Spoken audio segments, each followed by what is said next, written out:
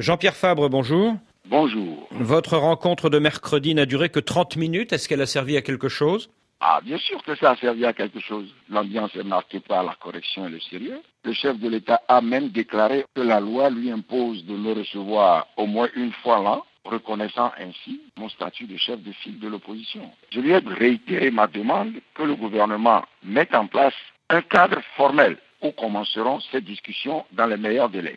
Alors le président est flou, il nous renvoie à la discussion sur... Il est flou. Je pense que la large majorité que détient son parti à l'Assemblée nationale l'incline à tenter de passer en force à l'Assemblée nationale. Mais nous entrerons dans ce cas dans une zone de turbulence. Je crains que nous ne nous retrouvions devant un blocage si l'idée des discussions devant l'Assemblée nationale persiste.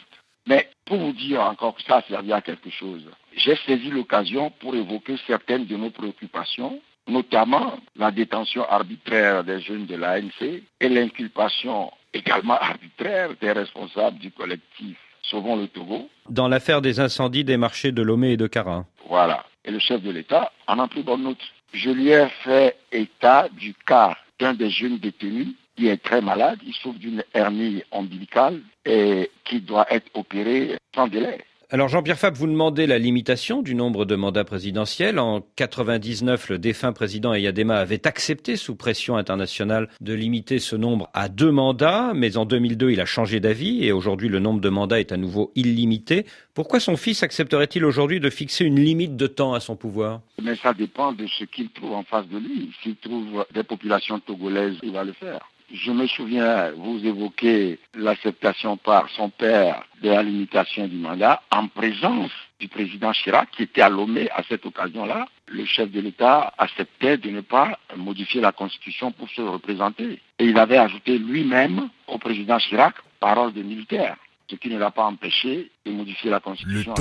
Mais si les populations togolaises se mobilisent pour exiger que le mandat soit limité, mais surtout, si la loi est prise aujourd'hui et si elle limite le mandat à 2, elle s'applique immédiatement à M. Faure Gnassingbé qui ne peut plus se présenter à la présidentielle de 2015.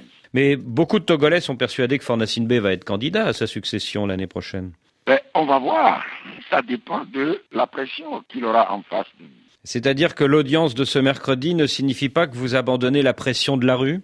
Ah non, pas du tout. Moi, j'ai toujours été favorable à la conjugaison de la pression de la rue avec la négociation. Aujourd'hui, la présidentielle est à un seul tour. Vous demandez 2 tours, notamment parce que vous êtes très divisé dans l'opposition et donc, a priori, incapable de vous entendre sur une candidature unique dès le premier tour. Mais pourquoi Faure Gnassingbé vous ferait-il ce cadeau? Nous ne demandons pas 2 tours parce que nous sommes incapables de nous unir. Nous demandons 2 tours parce que son père a pris l'engagement de ne pas modifier la Constitution et qu'il l'a modifiée en violation de l'accord cadre de Lomé. Et donc nous demandons qu'on retourne au mode de scrutin contenu dans la Constitution de 92. On veut aller à des élections normales. Maintenant, nous sommes incapables de nous unir, personne n'en sait rien. Nous disposons d'1 an devant nous pour refaire le chemin perdu et puis travailler. En tout cas, pour l'instant, vous êtes divisés, puisque Maître Apévon du CAR et Brigitte Adjamagbo de la CDPA vous reprochent de ne pas les avoir prévenus d'avoir demandé une audience à la présidence. Vous savez, je ne veux pas entrer dans la polémique.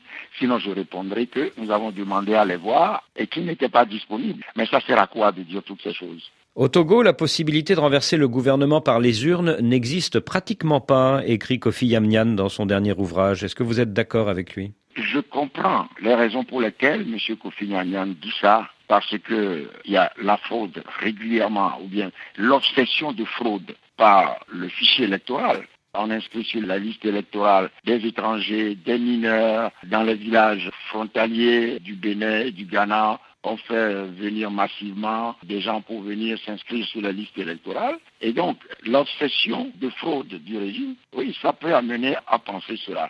Mais il faut s'organiser pour empêcher cela. C'est difficile, mais est-ce qu'il faut refuser d'aller aux élections? Est-ce qu'il faut se croiser les bras et attendre le cadavre du régime passer devant notre portail?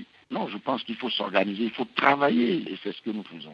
À la différence de son père, et malgré la répression meurtrière d'avril 2005, Faure Gnassingbé est plutôt bien vu par la communauté internationale, et même par le président socialiste français qui le reçoit à Paris. Est-ce que ça ne vous chagrine pas? Non, il y a longtemps que j'ai compris que la communauté internationale ne s'investit jamais en profondeur. Donc, je continue de travailler en ne comptant que sur les populations togolaises. Il ne faut compter que sur soi-même. Mais est-ce que Faure Gnassingbé n'a pas une meilleure image que son père dans le monde? Est-ce que ça ne contrarie pas vos efforts? Mais dites-moi ce que je peux faire de plus que ce que nous faisons. Il faut se méfier de la communauté. La communauté internationale a toujours, et d'ailleurs c'est normal, a toujours des prétentions en deçà de ce que veulent les populations. C'est les Togolais qui comptent. Jean-Pierre Fabre, merci.